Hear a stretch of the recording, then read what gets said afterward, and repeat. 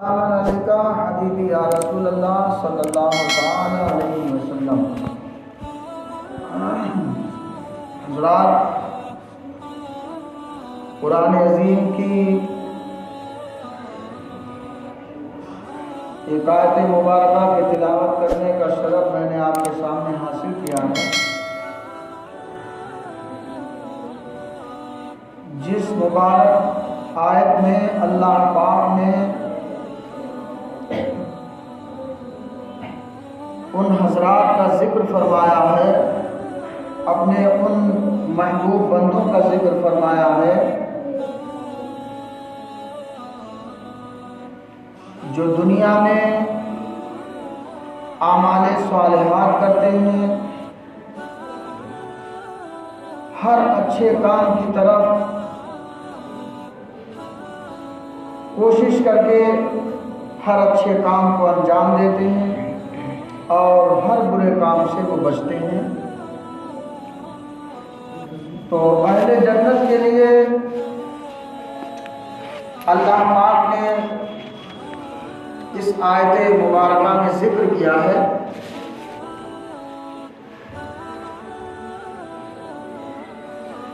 कि वसक़ाहुम रब्बुहुम शराबन तहुरा, कि परवरदिगार उन बंदों को जो दुनिया में आने के बाद जिन्होंने आमाले स्वालिहात करे, अच्छे अच्छे काम करे, बुरे काम से बचे, उनका रब इरशाद फरमाता है कि वो मेरे महबूब बंदे कल क़यामत के दिन उनको उनका परवरदिगार शराबे तुहूर पिलाएगा, और इतनी शराबे तुहूर पिलाएगा, वसक़ाहुम रब्बुहुम शराबन तहूरा, अल्लाह तबारक व तआला शराबे तहूर अपने उन बंदों को इतनी पिलाएगा कि वो शराब हो जाएंगे, शिकम शेर हो जाएंगे, उनकी हाजत पूरी हो जाएगी और वो अपने रब का शुक्र अदा करेंगे कि परवरदिगार तूने मुझे दुनिया में भेजा, अच्छे काम की मुझे तौफीक अता फरमाई और तेरे करम से हमने दुनिया में अच्छे कामों को अंजाम दिया, बुराइयों से हम बचे, गुनाहों से हम बचे, ये तेरी मेहरबानी थी। और उस पर आज क़यामत के दिन तो ऐसा इनाम अता फरमा रहा है, ऐसा इकराम अता फरमा रहा है कि हम तेरी अता से राज़ी हैं, तेरी अता से खुश हैं। और जब अहले जहन्नम देखेंगे कि जन्नतियों के लिए तो इतनी सारी बहारें हैं,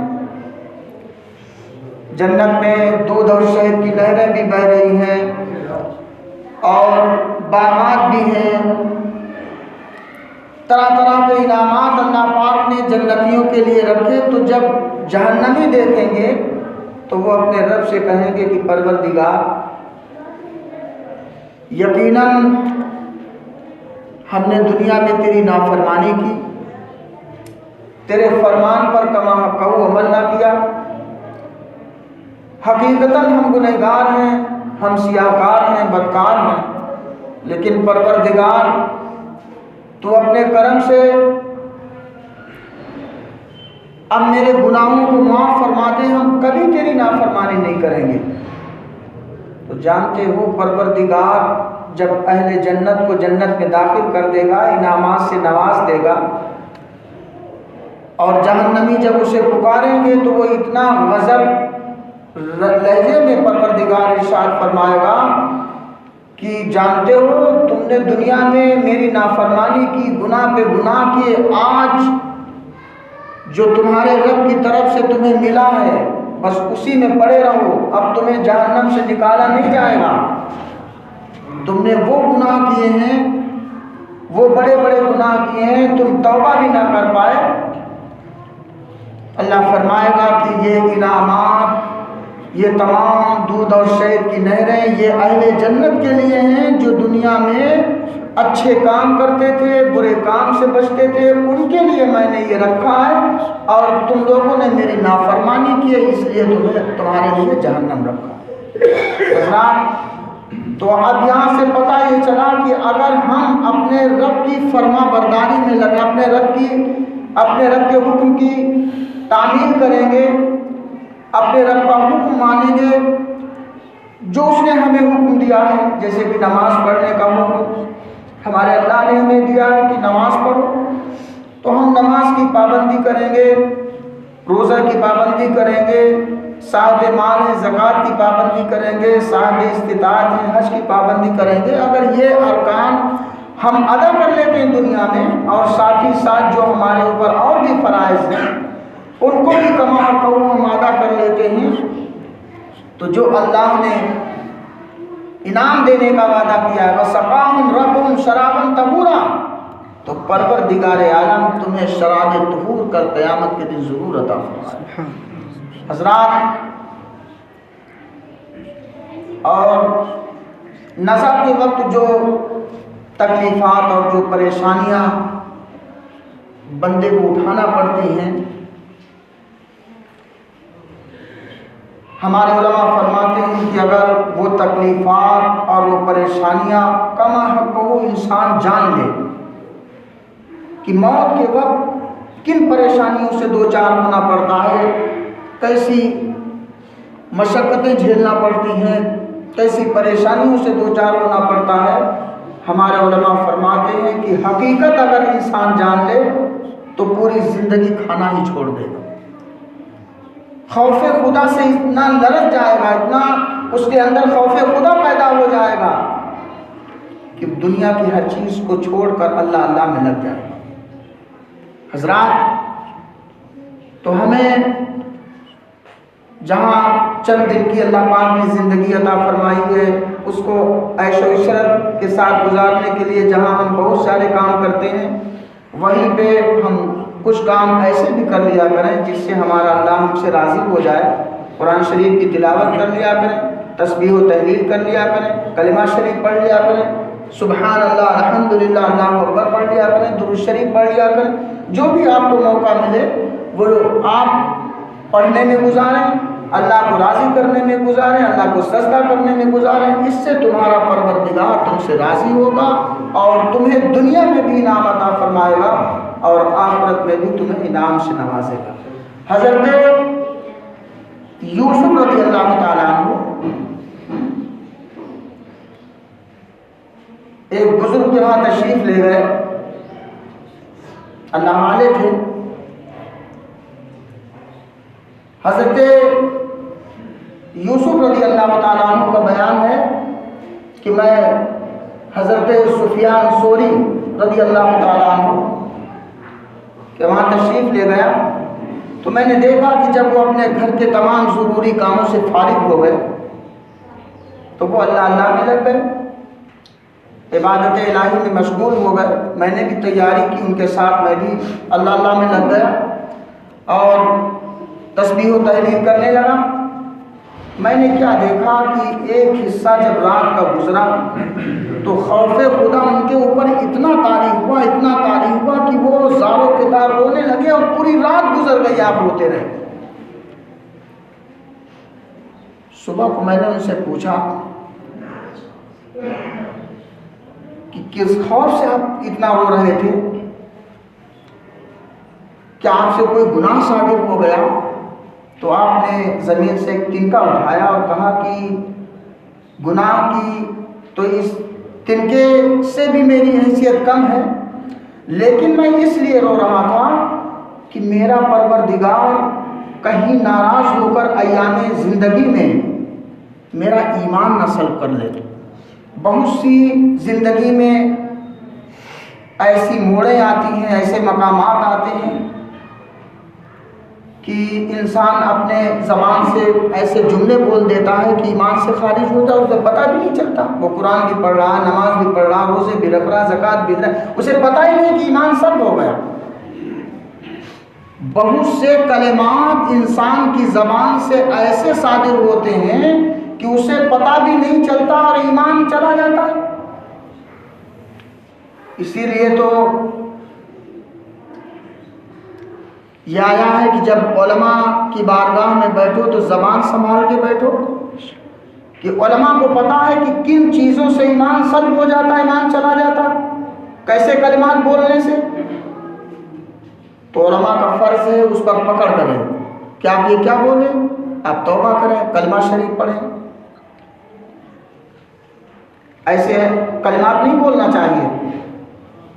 तो उलमा की ज़बान और उलमा की बारगाह में खामोशी इख्तियार करने का इसीलिए हुक्म दिया गया है कि जब तुम बोलोगे तो अगर गलत बोलोगे तो तुम्हारी पकड़ हो जाएगी। हजरात, तो हम आप ऐसे कलिमात बोलने से भी बचें कि जिससे हमारा ईमान सल्ब हो जाए। हज़रत सुफियान सौरी रज़ी अल्लाह अन्हु इरशाद फरमाते हैं कि मुझे सबसे बड़ा ख़तरा और सबसे बड़ा डर ये है कि मैं दुनिया में ज़िंदगी गुजार रहा हूँ, ज़िंदगी गुजारने में कहीं कोई ऐसे काम मुझसे ना हो जाए कि जिससे मेरा अल्लाह नाराज़ हो जाए, रसूलुल्लाह नाराज़ हो जाए और मेरा ईमान सल्ब हो जाए।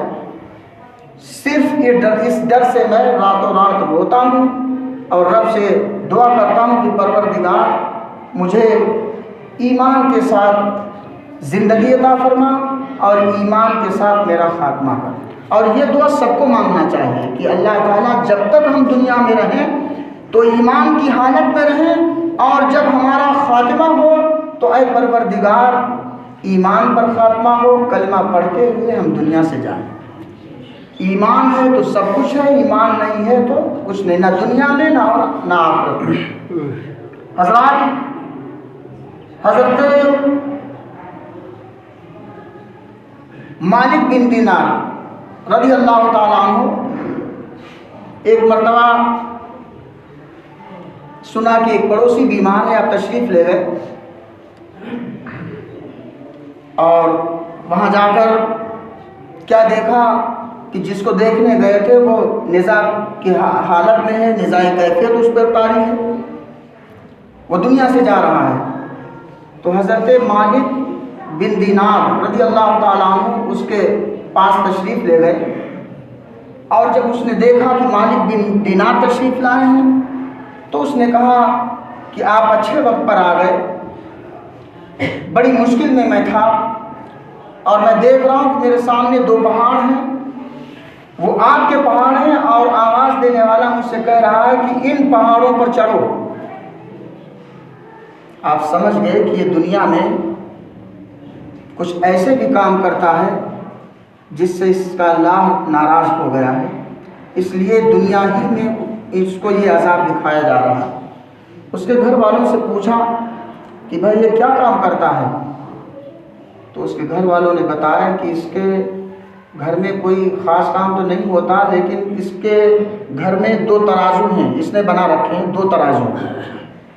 एक तराजू ऐसा है जो लोगों के गल्ला देने का है और एक तराजू ऐसा है जो लोगों से गल्ला वापस लेने का है। लेकिन उसने कुछ तरकीबें इसमें बना रखी हैं कि जब गल्ला देता है तो लेने वाले को कम मिलता है और जब देने वाला गल्ला देने आता है तो इसके तराजू में कुछ सिस्टम है कि जिससे इसको गल्ला ज़्यादा मिलता है। आप समझ गए कि इसके इस अमल से अल्लाह नाराज़ हो गया है कि गल्ला लेता है तो ज़्यादा लेता है, देता है तो कम देता है, यानी मखलूक खुदा को धोखे में रखता है, खसारे में रखता है। इस अमल से अल्लाह नाराज़ हो गया, इसलिए दुनिया ही में उसे अज़ाब के दो पहाड़ दिखा रहा है आग के कि इस पर तुझे चढ़ना है। हज़रात, दुनिया में हम ज़िंदगी इस तरह से गुजारें कि हमसे कोई गुनाह ऐसा ना हो जाए कि जिससे हमारा अल्लाह हमसे नाराज़ हो, और अगर अल्लाह नाराज़ हो गया तो ना दुनिया में तुम्हारे लिए कोई कामयाबी है और ना आखिरत में कोई कामयाबी है। अपने रब को राज़ी करने में लगे रहो, उसी में हमारे आपके सबके लिए भलाई है। एक बुजुर्ग थे, उनके बहुत से शागिर्द थे और उन शागिर्दों में एक ऐसा भी शागिर्द था जो बहुत मुँहलगा था और मारिफत खुदाबंदी भी उसे हासिल थी, अल्लाह का कुर्ब पा लिया था, इसलिए वो बुजुर्ग उससे बहुत मोहब्बत करते थे। एक मरतबा जब उसे देखने के लिए गए तो देखा कि वो शागिर्द निज़ाई हालत में है, निज़ा की कैफियत तारी है। तो आपने आगे बढ़कर सूरह यासीन शरीफ पढ़ना शुरू कर दिया। तो उसने कहा कि ये बंद करो। फिर थोड़ी देर के बाद आपने उसको कलिमा शरीफ पढ़ना चाहा तो कलिमा शरीफ पढ़ने से उसने इनकार कर दिया। आप समझ गए कि इससे कोई ऐसे गुनाह साजिर हो गए हैं कि जिससे अल्लाह नाराज़ हो गया। उस्ताद को जो होनहार शागिर्द होते हैं उनसे बेपनाह मोहब्बत होती है। और जब देखा कि मेरे शागिर्द का बुरा खातिमा हुआ है, ईमान पे खात्मा नहीं हो पाया, तो आपको इतना सदमा हुआ उन बुजुर्ग को कि 40 दिन तक अपने घर से नहीं निकले। 40 दिन के बाद ख्वाब में क्या देखते हैं कि फरिश्ते जहन्नम में उस शागिर्द को घसीट रहे हैं। तो कहा, मैं आगे बढ़ा, मैंने पूछा कि भाई तुम्हें तो मारिफत खुदाबंदी हासिल थी, तुम इस अज़ाम में कैसे मुब्तला हो गए? तो उस मेरे शागिर्द ने बताया कि मेरे अंदर 3 चीज़ें थीं जिनसे मैं दुनिया में नहीं बच पाया। एक चीज़ ये थी कि मैं लोगों की चुगलखोरी करता था। इस्लाम में चुगलखोरी बहुत बड़ा ऐब है। चुगलखोरी नहीं करना चाहिए। चुगलखोरी से इंसान को हमेशा बचना चाहिए। अगर मुसलमान है तो चुगलखोरी नहीं करना चाहिए। और दूसरी बात उसने ये बताया कि एक हकीम ने मुझे ये बता दिया था कि तुम्हारे अंदर ऐसी बीमारी है, अगर साल में एक बार तुम शराब नहीं पियोगे तो वो बीमारी तुम्हारी सही नहीं होगी, तुम सही नहीं हो पाओगे। तो हकीम के कहने पर मैं एक गिलास शराब पी लिया करता था।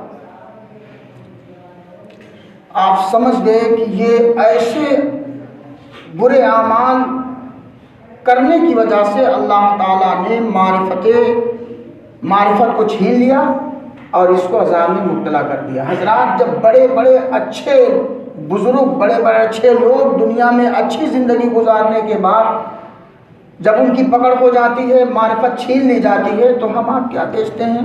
हमें तो हमेशा तौबा करना चाहिए, अल्लाह से इस्तिग़फ़ार करना चाहिए, अल्लाह से माफ़ी मांगना चाहिए कि परवरदिगार, अगर गुनाह हो जाते हैं नादानी में या जानने में ना जानने में, तो अल्लाह ताला तो उसे माफ़ फरमा दे। और तुम्हारा रब तो गफूरुर रहीम है।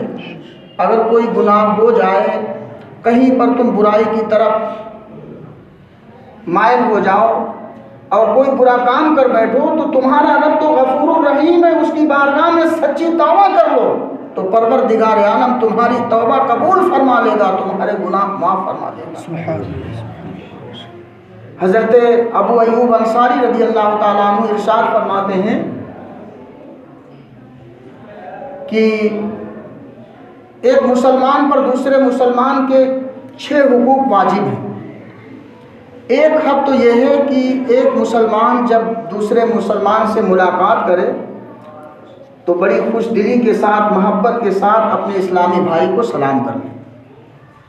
हम ये आदत बना लें कि जब हम रास्ते में चलें, हमारे सामने हमारा कोई इस्लामी भाई आ रहा है, हम उसके सामने हो रहे हैं, वो हमारे सामने हो रहा, तो हमें इस्लाम सिखाता है कि हम उसको सलाम कर लें, अस्सलामु अलैकुम, और वो सलाम का जवाब दे।